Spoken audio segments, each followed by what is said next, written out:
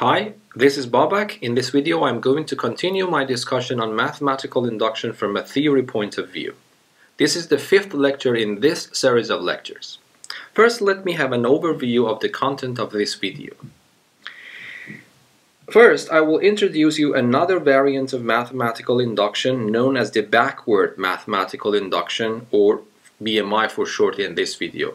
Sometimes, of course, people call it the downward mathematical induction.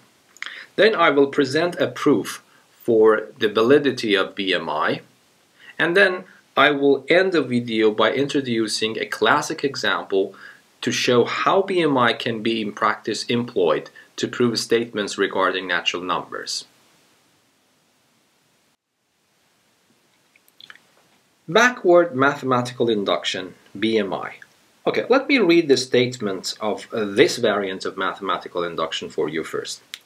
Let M be an infinite subset of natural numbers, and let P of n be a predicate involving the natural number n with the following properties. 1.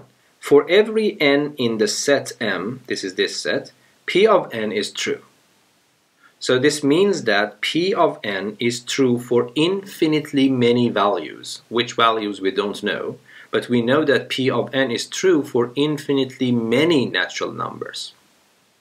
Number 2, for every natural number k greater than or equal to 2, if P of k is true, then P of k minus 1 is true. Then P of n is true for all natural numbers n. The formulation in this statement is the reason for this name, backward mathematical induction. In the mathematical induction, we assume that P of k is true, and we show that P of k plus 1, the next step, is true. So we go forward. But here, I'm assuming that P of k is true, and I try to show the truth of the previous step, k minus 1. So I go backward. Okay, let me present a proof for this. So let me write it here, proof. First of all, I want to prove something rigorously which is intuitively clear here. So let me remind you a little bit of this logical argument. So you know that if I have a conditional statement P, if statement P then statement Q, this is always equivalent to its contrapositive conditional statement, meaning that not Q, if not Q, then not P. So these two conditionals are equivalent.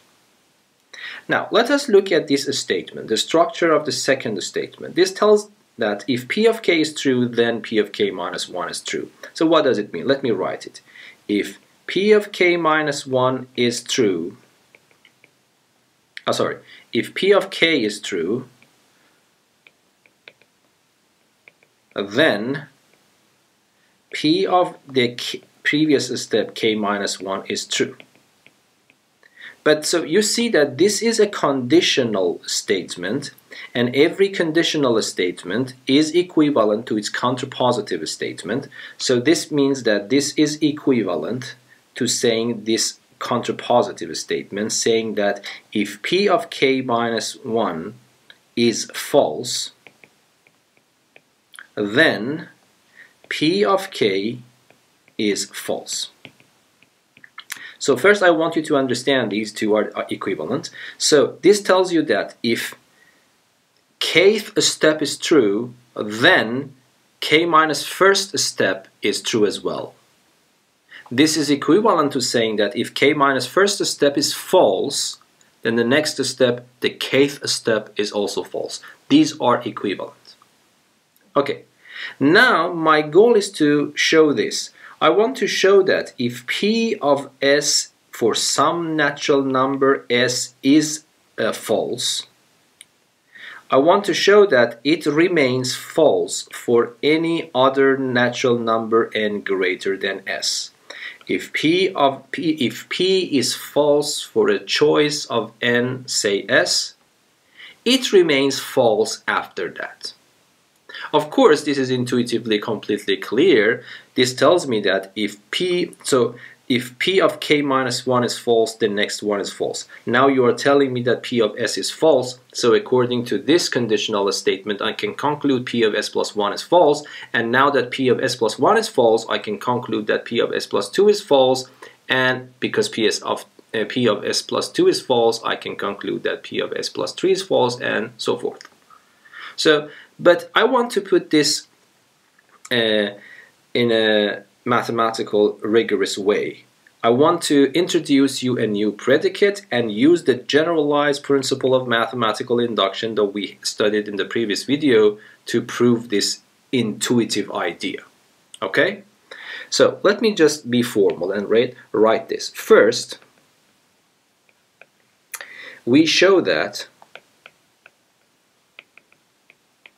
if P of s for some natural number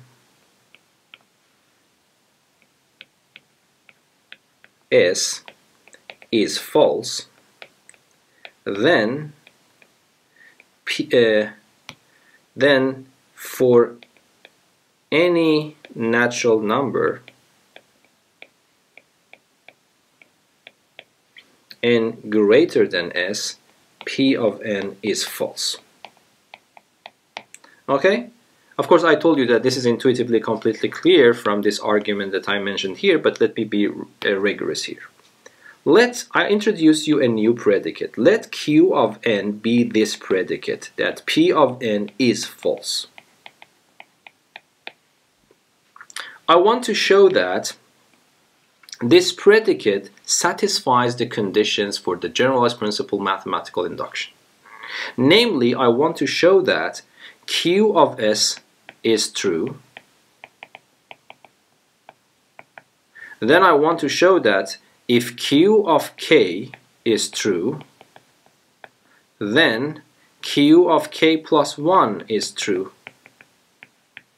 Of course, k is a natural number greater than or equal to s. If I can show these two, the validity of these two statements, the truth of these two statements, then generalized principle of mathematical induction comes to my help, and I can conclude that Q of n is true for all natural numbers n greater than or equal to s. Okay? Okay, but this is very simple. So let us see. Let us check the first statement. What is Q of s? Q of s reads in this way. Q of n is P of n is false, so Q of s reads in this way. P of s is false. But this statement that claims that P of s is false is itself true. Yes? This is a true statement. Why? Because I have assumed that P of s is false. So P of s is false is a true statement. Now, I would say let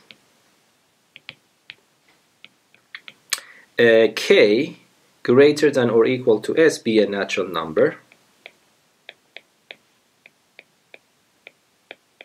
such that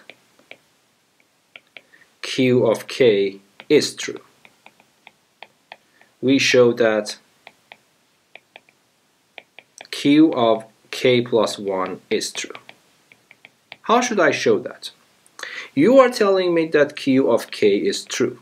But what is Q of k? Q of k is P of k is false. So this implies that P of k is false. But I just told you that these two statements are equivalent. So if P at some step is false, I can conclude that P for the next step is false. So when you say that P of k is false, I can go on and continue and conclude that P of the next step, P of k plus 1, is false. But if you compare this statement here with this way of writing of Q of n, this means that this is just Q of k plus 1 is true. So this implies that Q of k plus 1 is true. Okay, so this predicate that I introduced here satisfies both conditions for the general principle of mathematical induction. So therefore, according to general principle of mathematical induction, Q of n is true for all natural numbers n greater than or equal to s. Therefore, hence, P of n is false for all natural numbers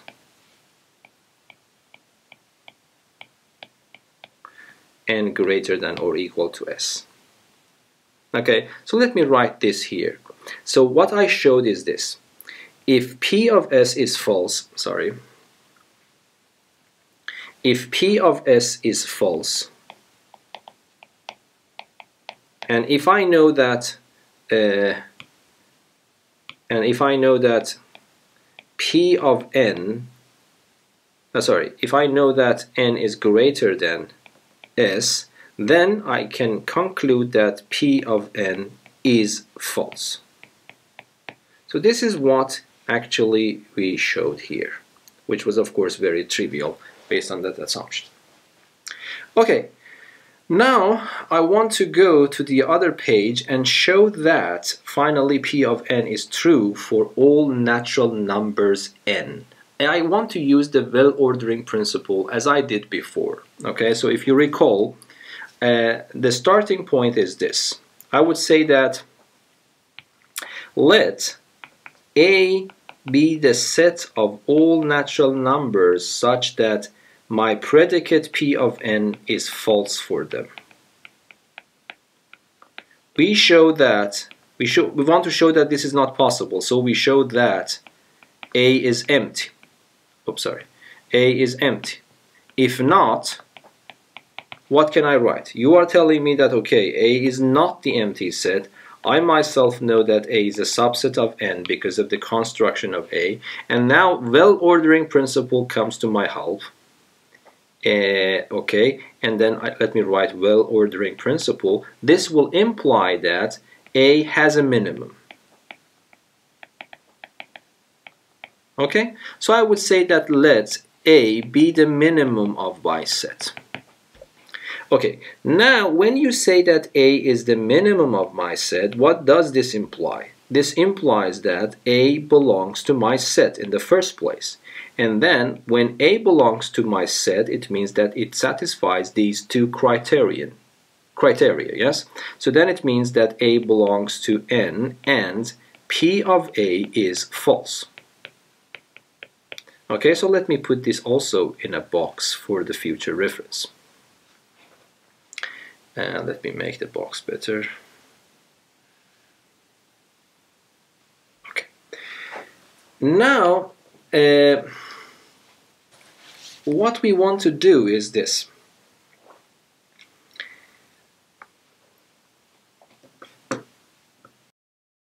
Okay, so we'll realize that P of A is false. So we at least know that P is false for a natural number A.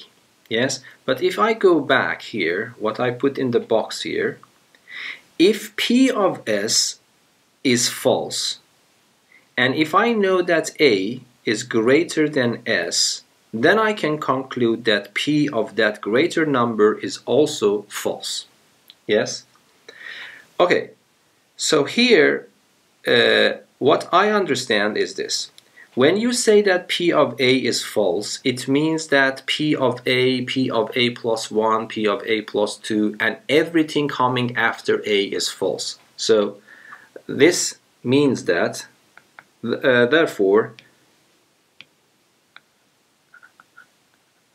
based on what I wrote in that green box, therefore, a P of n is false if n is greater than or equal to A, and of course n belongs to the set of natural numbers. So this is what we learned. So we learned that P of n is false. But on the other hand, this is a contradiction, yes? Because at least I know that P of n is true for every n in M, and this is the crucial point. M is infinite. Okay, so here this tells me that if this is the set, this is A, the next one is A plus 1, the next one is A plus 2, everything coming after that, P of n is false. So it means that what is left for me, what is left for this predicate to be true are the numbers, are possibly the numbers smaller than a. But how many natural numbers are there smaller than a? At most a minus 1 numbers, yes? So then this means that there are finitely many numbers for which P of n is true. But this is contradiction because we know that there are infinitely many numbers for which P of n is true. So that is the oral course. So if I want to write, so therefore, the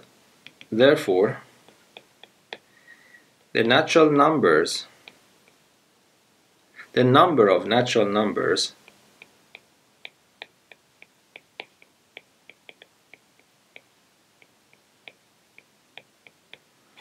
for which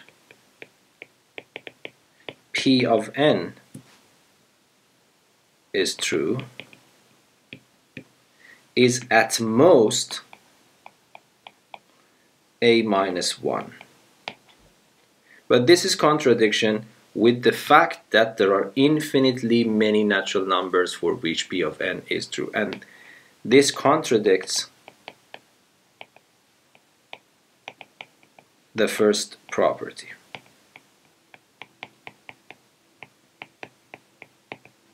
For P of n. Yes? So this means that we are done. So we assume that A is not empty, and then we got a contradiction. We got a statement which is in contradiction with the first statement. So this means that A has to be empty. Okay? Okay, now let us look at an example so that we can use backward mathematical induction to show the truth of this statement. Prove that the arithmetic mean of any finite number of non-negative real numbers is greater than or equal to their geometric mean. Of course, this is a very famous inequality in mathematics, and then if you look through the literature you can find a diversity of proofs for this statement. But here I want to use backward mathematical induction to prove this inequality. Okay, before starting, let me just remind you about the definitions of arithmetic mean. Sorry. The arithmetic mean and geometric mean of a set of non-negative real numbers. So assume that A1, A2 up to AN are non-negative real numbers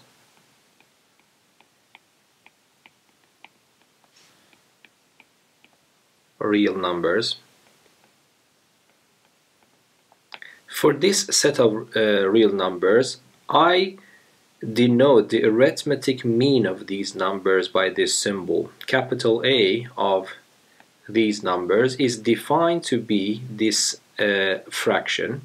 I add the numbers involved and then I divide them by the number of elements involved. Yes.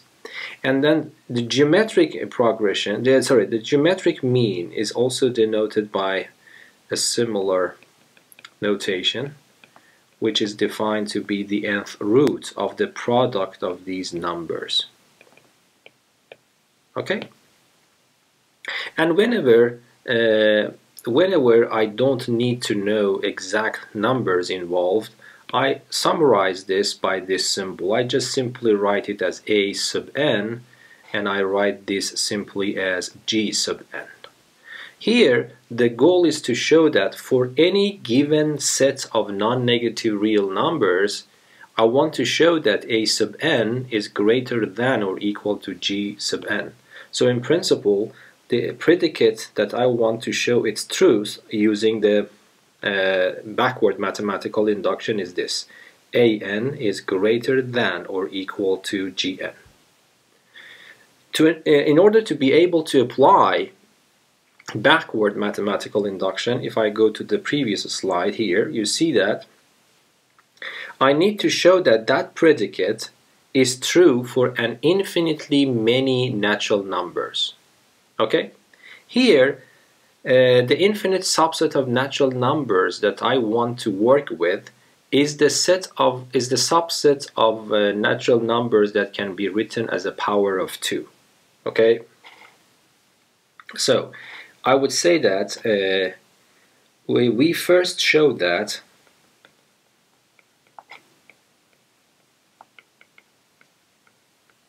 P of n is true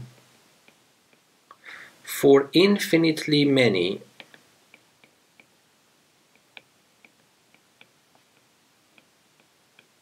natural numbers.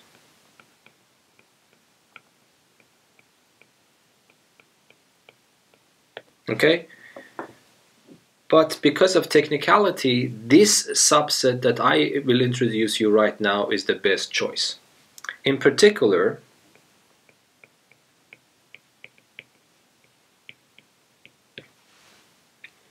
we show that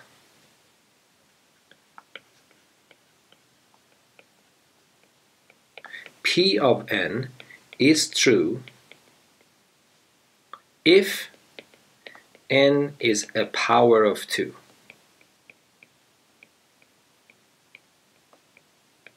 Namely,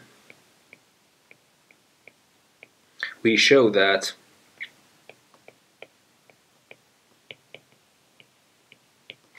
P of 2 to some natural power n is true for every natural number n.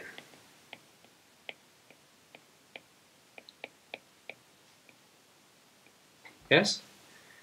You agree? If I can show this, if I can show that this statement, this predicate is true when n is replaced by a power of 2, since there are infinitely many powers of 2 in the set of natural numbers, this then means that P of n is true for infinitely many natural numbers, and my goal, which was the step of backward mathematical induction, will be achieved. Okay? Now, the interesting thing here is that this problem is a little bit technical. So, to prove the base of the backward mathematical induction, I will use the normal principle of mathematical induction. Yes, so here what I am trying to say, my goal is to show that a sub 2 to power n is greater than or equal to g of sub 2 to power n for any natural number n. My goal is to show this. If I can show this, it means that I have shown the validity of this argument for infinitely many natural numbers, namely for powers of 2. Okay, so this means that the base of the backward mathematical induction then would be achieved, yes?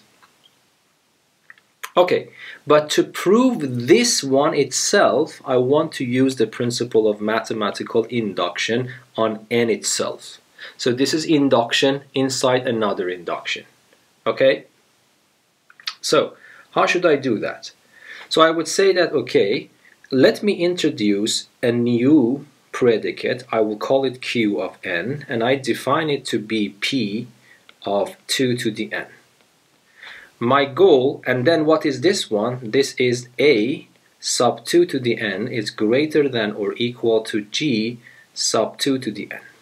So my goal is to show the truth of this for any natural number n, using principle of mathematical induction, the simplest and the most common induction ever, yes? Okay, so here I want to prove that Q of n, which is this predicate, is true for all natural numbers n. So, using principle of mathematical induction. So what I do, I check the truth of Q1. What is Q1? Q1 is, instead of n, I put 1, so it becomes a sub 2 is greater than or equal to g sub 2. So the first thing that I need to show is the truth of this statement. This tells me that if I have two non-negative real numbers, the arithmetic mean of those two real numbers is greater than or equal to the geometric mean of the same two numbers. So I would say to prove this, so here it is still a question mark, I don't know is it true or false, but let me write it in this way. I would say now let A1 and A2 be non-negative real numbers.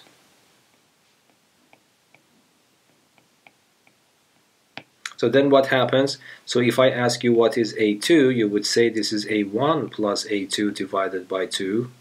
And if I ask you what is G2, G sub 2, you would say this is the square root, the second root of this product A1 and A2. So my goal is to show that this one is greater than or equal to this one. Okay, so I would say we show that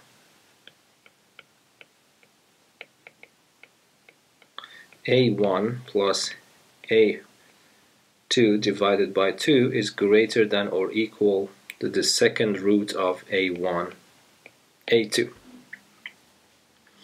Okay, so to prove this, I start from this statement that I know it is true. I know that the square root of A1 minus the square root of A2 to the power of 2 is greater than or equal to 0.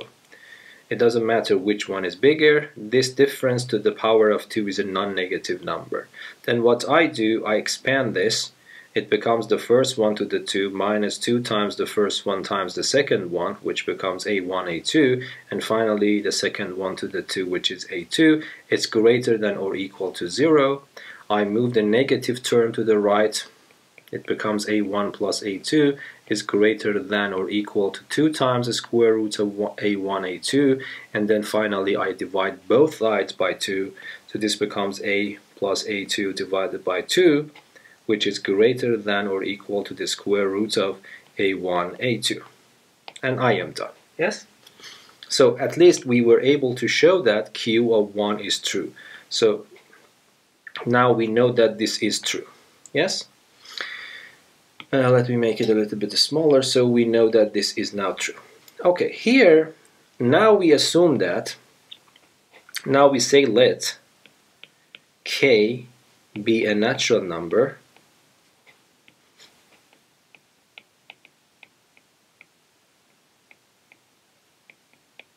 and let Q of K be true. Yes? We show that Q of the next number, QK plus 1, Q of K plus 1 is true. So let me write this. When I say that Q of K is true, what do I mean? So what is Q of K? Q of K is this statement for n being replaced by k. So this means that a 2 to the k is greater than or equal to g sub 2 to the k. Let me read how we read this in English. This tells you that if you have 2 to the power of k non-negative real numbers, any number of this form, 2 to the power of k non-negative real numbers, the arithmetic mean of those numbers is greater than or equal to the geometric mean of the same set of numbers. This we know, okay? So what I'm trying to say is that my numbers are not fixed. You need to read it in this way, okay? So this is assumed to be true, yes?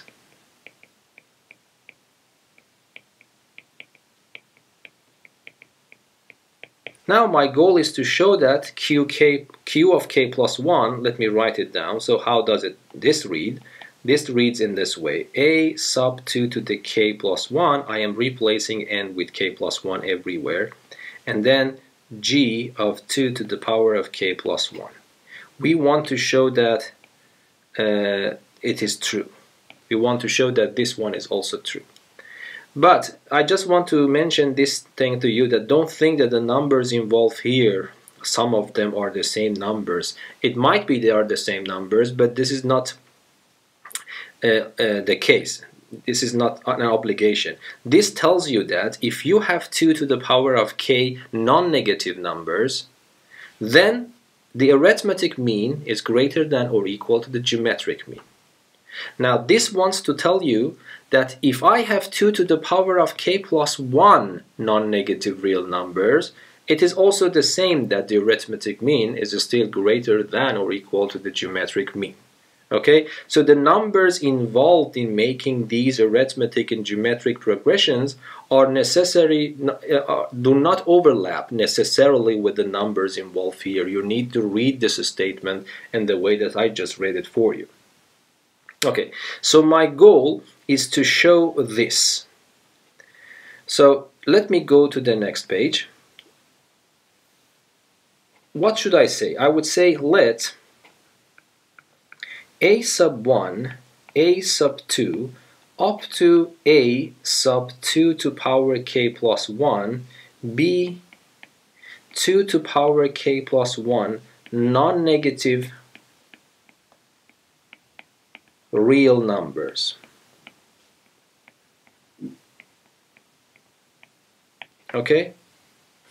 Let me just we want to show that the arithmetic mean related to these numbers is greater than or equal to the geometric mean. But look at here, I have number 1, number 2, the next one is number 3. I will continue this list until I reach here. So let me write something here for you. So the first number in my sequence, the index is 1. The second index is 2. Of course, the next index is 3. If I continue this list, at some point I reach to 2 to power k. If I go to the next number, it becomes 2 to the power of k, 1 more. The next one is 2 to the power of k, 2 more. And then I will continue until I reach to 2 power k, and then the second number that you see here again reaches to 2 power k. And then if I ask you what is this, you can write it as 2 times 2 to the power of k, which is 2 to the power of k plus 1. So this is helpful. When you look at these indices, it starts from 1 and goes up to 2 to the power k plus 1. It means that if you want to write some of them more explicitly, you need to write it, you need to imagine it in this way. Okay, now what is my goal? My goal is to calculate a. So let me write it in this way. Therefore,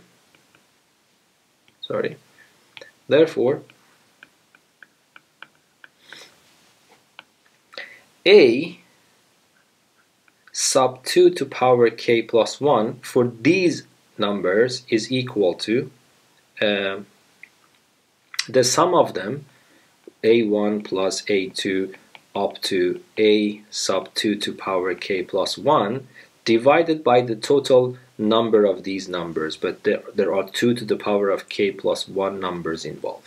So this is the arithmetic mean for these numbers. But as I told you right here, in the numerator, I can combine them 2 by 2, yes? Because first of all, how many numbers are involved? It is 2 to power k plus 1, which is definitely an even number. Okay, so I can write the numerator in this form. I can write it as a1 plus a2 together. I can write a3 plus a4 together. I can write, for example, a5 and a6 together. And this will continue until the very last. So I can write a 2 to power k plus 1 minus 1 and this last term, a to power 2k plus 1. Yes? I group them in this form, and then I divide this by 2 to power k plus 1, and instead of 2 to power k plus 1, I write it as 2 times 2 to power k. Okay? Now, if I ask you how many pair of brackets you see here, it is easy.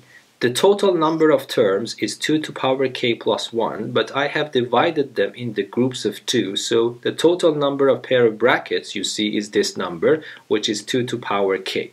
So let me just write it here. So how many pair of brackets you see? I can write 2 to power k pairs of brackets.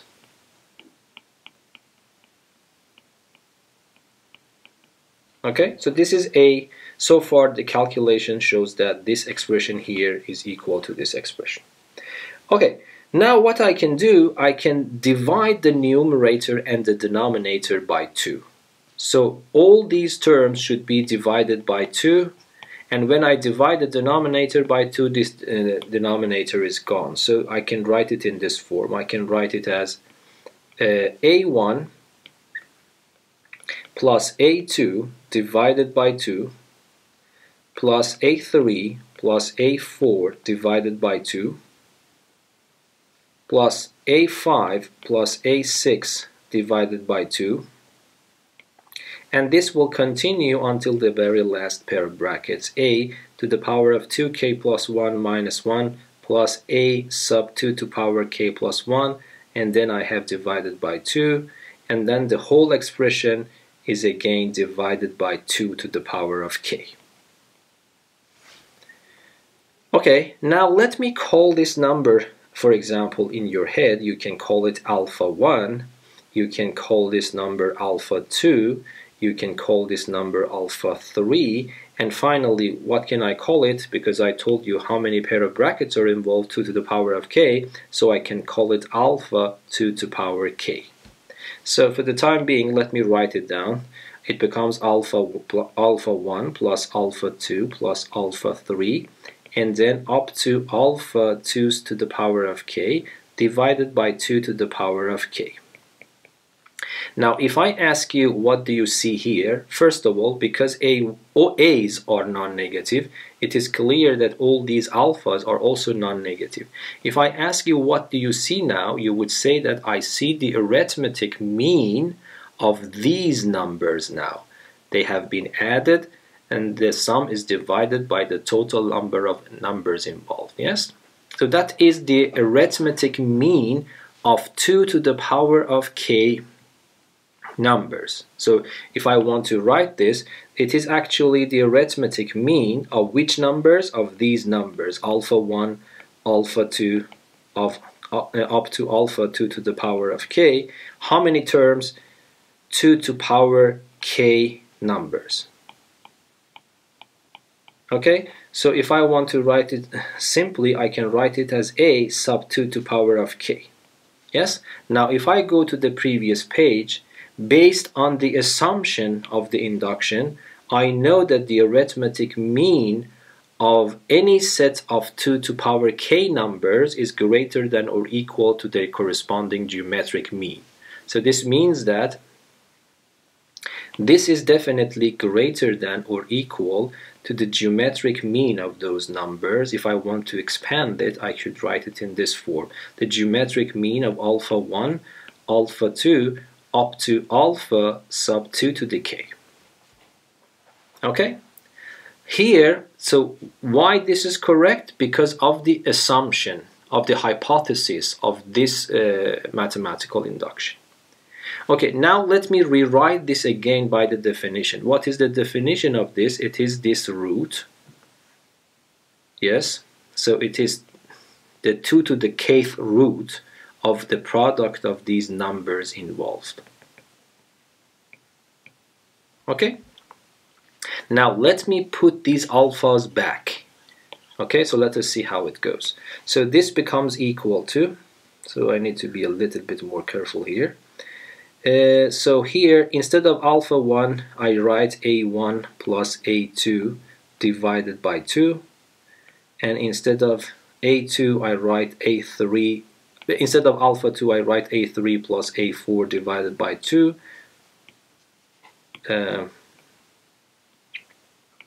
And then this will continue until the last one, which was a sub 2 to the k plus 1 minus 1 plus a 2 to the k plus 1 divided by 2. And what is this one? It is 2 to the k. Okay? So remember, this number is this number, and it is greater than. So far it means that this is greater than this. But here I have the arithmetic mean of a pair of non-negative numbers. But exactly like here, do you remember? For A1 and A2, I showed that this arithmetic mean is greater than the geometric mean. So if this was for any two non-negative numbers, I can choose A3 and A4, I can choose A5 and A6, and I continue, yes? So based on that, each one of these are greater than or equal, so let me write this. And this becomes a square root of A1, A2, multiplied by square root of A3, A4, and this will continue until the very last. So square root of a sub 2 to the power of k plus 1 minus 1 multiplied by a sub 2 to the power of k. Yes? But if I want to simplify this algebraically, so this becomes the 2 to the kth root, and then I will write a square root and multiply what are below the square root. So it becomes a1, a2, a3, a4, and it continues up to the last one. So let me just write the last one here. But you know that if I have the mth root of another nth root of a number, I can write the m times nth root of that number. So here I have the second root, I have 2 to the kth root, so they are done one after the other, so I can write it as, I need to write the product, yes? But the product of 2 and this one is 2 to power k plus 1, and then let me write it in a summarized form, a1, a2, up to a to power, sorry, I made a mistake here, it was 2 to the power of k plus 1. So this becomes 2 to the power of k plus 1, but now if I ask you what is this, you definitely will say that this is g of 2 to the power of k plus 1. Okay, so let me write it in this way. This is actually g of these numbers, a1, a2, up to a2 to the power of k plus 1, but now we can summarize it in this form, g of 2 to the power of k plus 1. So if I make it a little bit smaller, so you see I started from the definition of this for those set of numbers, and then I was able to continue equality up to here, but then it is greater than, and then equality again up to here, then again greater than. So this means that finally this one is greater than or equal to this one. So therefore, for all natural numbers n, I showed that a 2 to the n is greater than or equal g 2 to the n. Okay? Okay, now to finalize the problem, I need to do the second step here. So if you go back to the previous, here. So I was able to finalize this part. I showed that p of n is true for infinitely many natural numbers that are powers of 2. But now I want to assume that k is a natural number greater than or equal to 2, and I want to assume that p of k is true, and I want to show that the previous step, p of k minus 1, is also true. So let me write it down here formally. So I would say that, so what was my predicate? So if you remember, let me write my predicate again here. P of n was this, the arithmetic mean of these numbers is greater than or equal to geometric means of the same set of numbers. That is what I want to show. So I would say that let k greater than or equal to 2 be a natural number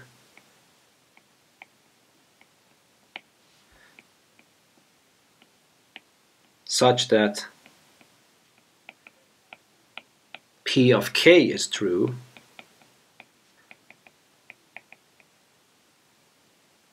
we show that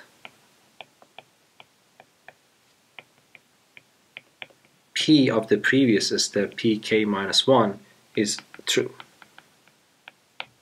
Okay, so what I want to show that if I have k minus 1 non-negative real numbers, the arithmetic mean of those numbers is greater than or equal to the geometric mean of those numbers. So I would say that let B1, B2 up to bk minus 1, bk minus 1 non-negative real numbers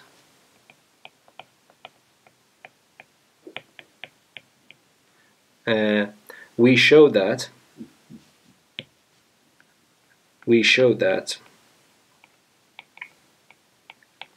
A sub k minus 1 is greater than or equal to G sub k minus 1.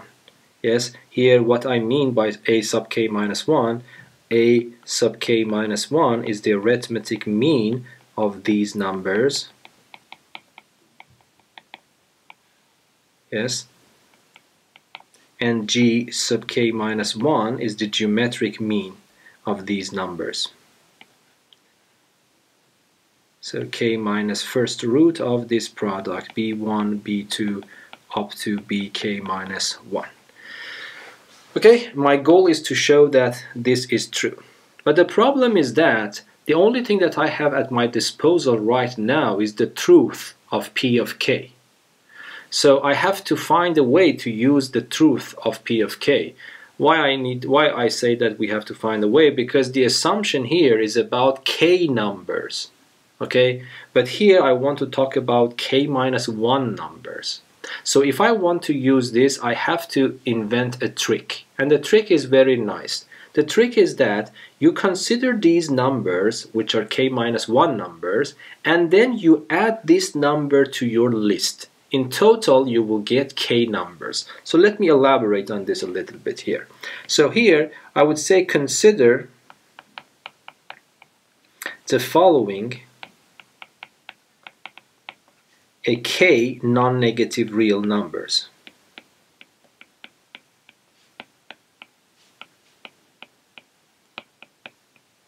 Yes? Which ones? The first k minus 1 are the same as I have in my list from b1 up to bk minus 1, but then I add 1 to it, and that is a sub k minus 1. This is also a number I added into my list. If I ask you how many numbers I have here now, from here to here is k minus 1, and this last one is 1 more, so I have k numbers. And now we know that p of k is true, okay? P of k is true. So this implies that the arithmetic mean of these k numbers is greater than or equal to the geometric mean of the same numbers. Yes? So this means that if I write b1 plus b2 up to b sub k minus 1 plus a sub k minus 1 and divided by the total number of numbers involved, which is k in this case, it becomes greater than or equal to the kth root of this product. b1, b2 up to b sub k minus 1 finally multiplied by a sub k minus 1. So if I ask you how do you know this, I would say this is my assumption in this step of induction, that this arithmetic mean is greater than the geometric mean is valid whenever I have k number of non-negative real numbers. Okay? But now the rest of it is just simple algebra. So the trick was to realize that you have to add this number to your list to be able to use the hypothesis of induction. Why I am saying this? Because now from here, let me change my color.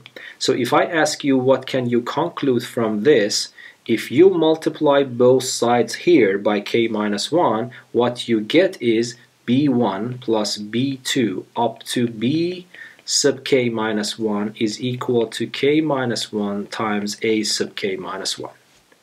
And if I ask you what you can conclude from here, by raising both sides to power k minus 1, you will get g sub k minus 1 to power k minus 1 is equal to the product of b1, b2 up to bk minus 1. So what does this mean now? This means that if you want to, instead of this sum, you can write k minus 1 times a sub k minus 1. And if you want to, instead of this product, you can write g sub k minus 1 to power k minus 1. And then the rest of it is a very simple algebra. So let me rewrite it. It becomes k minus 1, a sub k minus 1 plus a sub k minus 1. Everything divided by k is greater than or equal to the kth root of g sub k minus 1 to power k minus 1 multiplied by a sub k minus 1. But then here, what happens here, if I want to simplify this, if you multiply this, it becomes k a sub k minus 1 minus a sub k minus 1, and then you have a plus a sub k minus 1 here. These two will be cancelled. And then what I am left is I have a k here, but that k and that k will also be cancelled. So what I am left with is just a, let me change my color, it becomes a sub k minus 1 greater than or equal to the kth root of this.